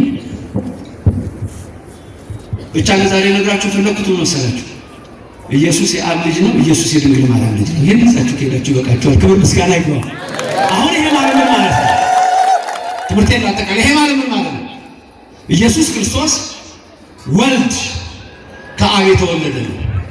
ኢየሱስ ድንግል ማርያም ስትወልደው አይደለም የመጣው። ድንግል ማርያም ስትወልደው ስሙን ኢየሱስ ያለችው ቀድሞ ከአብ የተወለደው እሱ ራሱ እግዚአብሔር የሆነ የእግዚአብሔር ልጅ የሚባለው በዛ ነው። የሰው ልጅ የሚባለው ደግሞ ከቅድስተ ቅዱሳን ከድንግል ማርያም ስለተወለደ ይሄ ነው። ስለዚህ ወንጌል ስታነቡ አንድ ጊዜ የሰው ልጅ አንድ ጊዜ እግዚአብሔር ልጅ የሚል ስታገኙ በዚህ መንገድ ነው የምትረዱት። ቀድመን አውሮፓ ቀድሞ ያለውን ታሪክ አያውቅም። ጣዖት አምላኪ ነበር። ቅርባችን ያሉ ሀገሮች እንደ ግብፅ የመሳሰሉ ሀገሮች ሁሉ ጣዖት አምላኪ ነበሩ። ኢትዮጵያ ግን ዓለም ከተፈጠረበት ጀምሮ እግዚአብሔርን የምታመልክ ሀገር ናት። ትንቢቱ ሁሉ ከአባቶቻችን ሲሆን የመጣ ነው። ስለዚህ ስለ ኢየሱስ ያለን እኛ እምነታችን ምንድነው? ኢየሱስ አምላክ ነው። ኢየሱስ ወልድ ከድንግል ማርያም ከተወለደ በኋላ ሁለት አካላት አይባልም። እንደ ካቶሊክ ሁለት አካላት እንኳን አይሉም። ሁለት ባህሪያት አይባልም። እንደ አሪዮስ ፍጡር አይባልም። እንደ ማርቲን ሉተር ሪፎርሜሽን ፕሮቴስታንት አማላጅ አይባልም። እኛም ምንለው አንድ የጥሉን ግድግዳ አፍርሶ እኛም ሁላችንን ወደ መንግስቱ አግብቶናል ምንለው። ከዛ በኋላ እንደገና እሱ አንሶ ከአብ ወይ ከመንፈስ ቅዱስ አንሶ የሚማልድበት ነገር የለም። በኦርቶዶክስ ክርስቲያን አምላክ ከሰማይ ወረደ፣ አምላክ ሰው ሆነ ከድንግል ማርያም። ይሄም እኔና እናንተን ከመከራ ሊያወጣን ነው። ስሙ የተመሰገነ ይሁን። ስሙ የተመሰገነ ይሁን። ስሙ የተመሰገነ ይሁን። ተመልከቱ፣ ያ ሁሌ የምናስበው ቅዳሴ ላይ የለም። ዲያቆኑ ብዙ ጊዜ የሚያዜመው ዜማ ምን ይላል? ሁሉ ጊዜ ብዙ ጊዜ ዲያቆኑ የሚያዜመው ዜማ ምን የሚል ዜማ ይመስላችኋል? ተነጋጋሪ በትንሹ 13 ጊዜ 12 ጊዜ ልትሰሙት የምትችሉት ተንሥኡ ሁላችሁም ታውቃላችሁ አይደል? ተንሥኡ እናንተ መልሳችሁ ምንድን ነው? እግዚኦ። ከዛ ቄሱ ይላል እጁን ዘርግቶ ሰላም ለኩልክሙ ይላል። ከዛ እናንተ ተራ ነው። እናንተ ደግሞ ምን ትላላችሁ? ምስለ ቤተክርስቲያን የምትመጡት ምን ለማድረግ ነው? እሑድ ጠዋት ንገሩኝ። ምን ለማድረግ ነው እሑድ ጠዋት የምትመጡት? ለማስቀደስ ነው ለመቀደስ? ለማስቀደስ ወይስ ለመቀደስ ነው የምትመጡት? ሁለቱን ነው የምታደርጉት። እናንተ አታውቁም። ቀድሳችሁ እኮ ነው የምትሄዱት። አስቀድሳችሁ ነው የምትሄዱት። አስቀደስኩ የምትሉት መጀመሪያ ዘቢብ፣ ዕጣን፣ ሙጋት፣ የመገበሪያውን እህል ይዛችሁ ስትመጡ ጧፉን፣ ሻማውን፣ መጽሐፍቱን እየገዛችሁ ስትመጡ ጸሎት ይደረግላችኋል። ያ ታስቀድሳላችሁ። ሁለት ማስቀደስ ሰውነታችሁን ሁሉ ታስባርካላችሁ፣ በካህኑ ሁሉ ትባረካላችሁ፣ ስጋውና ደሙን ትቀበላላችሁ። ተቀደሳችሁ። ቀደሳችሁ ማለት ደግሞ ቅዳሴ 3 ክፍል ነው ያለው። የቅዳሴ መጽሐፍ 3 ክፍል አለ። አንድ ይዲ በሉ ከኔ ቀጠላችሁ። ይዲ ይፊደል ፊደልና ከዛ ነጥብ ዲ ይዲ ይበል ዲያቆን ምናም ይበል ዲያቆን። እኔ ከስብከት ይልቅ ወደ ትምህርቱ አደላለሁ። ሁሉንም ከለክላለሁ። ይበል ዲያቆን። ቀጥሎ ደግሞ ይካ ይላል። እሱ ደግሞ ይካ በሉ ይበል ካህን። አሁን ዲያቆኑን አያችሁ ይቀድሳል። ይበል ካህን አላችሁ መልአከ ኃይል ይቀድሳል። ከዛ ቀጥላችሁ ደግሞ ይህ ይላል። ይበልስ ወይም ይበሉ ህዝብ፣ ይበሉ ህዝብ በሉ እስቲ። ታዲያ እናንተ አልቀደሳችሁም ያላችሁ ዲያቆኑ ምን ይላል? ተንሥኡ ለጸሎት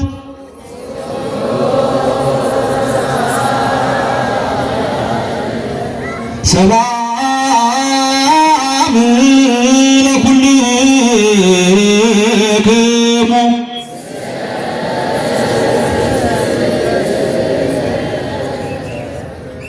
ዛሬ እኮ በዓል ነው ብዬ ነው እዚህ ያደረኩት። አንተ ለምንድን ነው በዚህ የምታደርገው?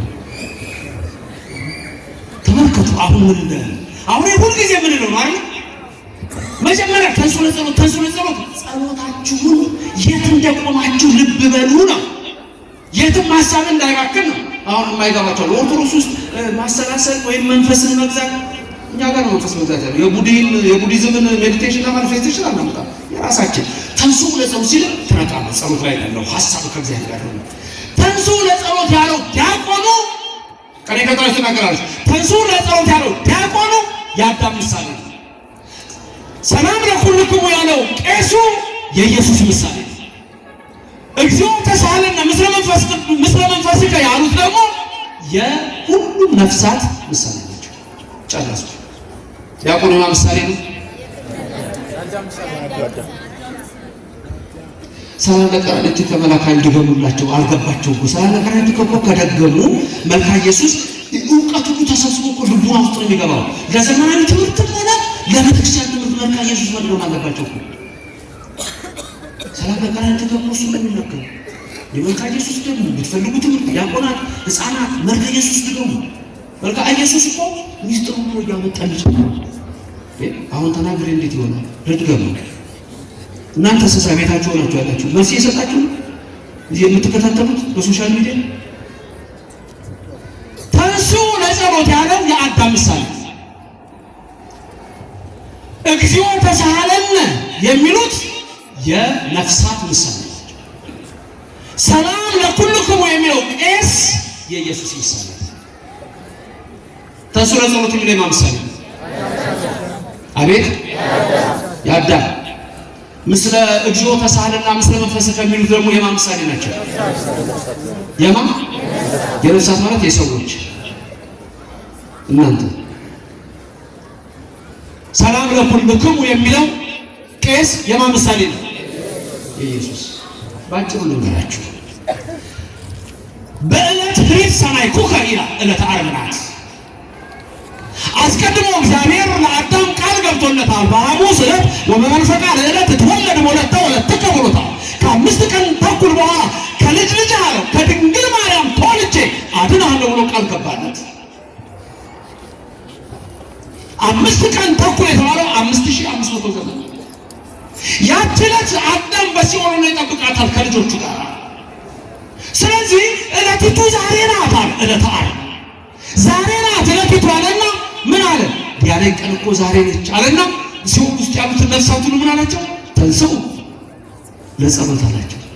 ዲያቆኑ የዛ ምሳሌ። ነፍሳት ደግሞ በአንድ ላይ ምን አሉ? እግዚኦ በአማርኛ አቤቱ አቤቱ ይቅር በለን። ከዛ ቄሱ እጁን ዘርግቶ ምንድን ነው ያለው? ሰላም ለኩልክሙ። ከዛ ልክ ይሄን ሲሉ ኢየሱስ ሲኦልን መዝብሮ ደሙን አሳይቶ እጁን አሳይቶ ያን ደም አሳይቶ ሲኦልን መዘበረና አስታረኳቸው ከባህሪ አባቴ ከባህሪ ሕይወቴ ከመንፈስ ቅዱስ ከኔ ጋር አስታረኳቸው አለና ውጡ ከሲኦል አለና እጁን አሳያቸው። ክብርና ምስጋና ለስሙ ይድረስ። ተመልከቱ። ከዛ የነፍሳት ምሳሌ ሆናችሁት እናንተ ደግሞ ምን አላችሁ? ሰላም ለኩልክሙ ስትባሉ ምስለ መንፈስከ ከመንፈስ ጋር የሚለው ሊትራል ትራንስሌሽን ሊትራል ቀጥታ ትርጉሙ የአሊጎሪካል ትራንስሌሽኑ ግን ሚስጥሩ አንድምታው ትርጉም አለ፣ ሚስጥር አለ። ትርጉም ምስለ መንፈስከ ማለት ትርጉም ሊትራል ትራንስሌሽን ከመንፈስ ጋር አሊጎሪካል ሚስጥር አሊጎሪካል ትራንስሌሽን ሚስጥር የሚባለው ደግሞ እንደ ቃልህ ይደረግልን። ስለዚህ ምን አላችሁ እናንተ? እንደ ቃልህ ይደረግልን ብላችሁ ከየት ወጣችሁ? ከሲኦል ወጣችሁ ገነት ገባችሁ። ሁላችንም ቤታችን ገነት ነው። ክብርና ምስጋና ለእግዚአብሔር ይድረሰው። አንተ ውእቱ ክርስቶስ ወልደ እግዚአብሔር ሕያው፣ አንተ ሕያው እግዚአብሔር ልጅ ክርስቶስ ነህ። ዓለም የሚድነው አንተ ነው። ደምን አፍስሰህ የምታድነው አንተ ነህ። ቀድሞ ሙሴ ቀድሞ አብርሃምን ቀድሞ አዳምን ቃል የገባላቸው አንተ ነህ። በከብቶች በረት ብትወለድ እኛ አንንቅም፣ እንደ አይሁድ አንንቅም፣ እንደ ኢሳይያስ ግን እንልሃለን። አዎ ባየነው ጊዜ ደም ግባት የለውም አሉ ዘመዶች ያለ አንተ ግን አምላክ ማነው ያስተዋለው? ከትውልዱ በቀራንዮ አደባባይ ደምህን አፍስሰህ የምታድን አንተ ነህ እያሉ ነቢያት ተናገሩ።